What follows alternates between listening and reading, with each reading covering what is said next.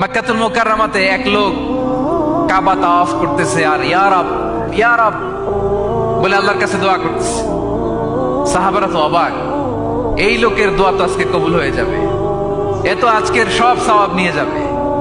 বিষ্ণু ইসলাম বললেন ওয়া মাতআমুহু হারাম, তার ইয়া রব আর চোখের পানি দেখে তোমরা অবাক হয়েছো, কিন্তু ও যা খায় এটা হারাম খায়। ওয়া মাশরাবুহু হারাম, যা পান করে হারাম। মালবাসুহু হারাম, ওর গায়ের জামাটা হারাম। ওয়া গুযিয়া বিল হারাম, খাবার দাবার সবই হারাম। ফাআন্না ইউস্তাজাবু লাহ, তার দোয়া কেমন করে কবুল হবে? জিহাদের ময়দানে যে সাহাবী সর্বপ্রথম তীর মেরেছেন তার নাম সাআদ ইবনে আবি ওয়াক্কাস রাদিয়াল্লাহু তাআলা।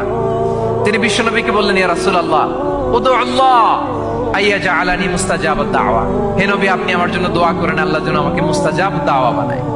মুস্তাজাব দাওয়া মানে এমন ব্যক্তি যে ব্যক্তি দোয়া করতে দেরি কিন্তু সে দোয়া কবুল হতে দেরি হয়। বিশ্বনবী বললেন, ইয়া সাআদ তোমার মুস্তাজাব দাওয়া হওয়ার বড় শখ। আতিব মাতআমাক, যেটা খাবা হালাল খেও, তাকুন মুস্তাজাব দাওয়া, যেটা খাবে হালাল খেও, হালাল খেলেই তুমি মুস্তাজাব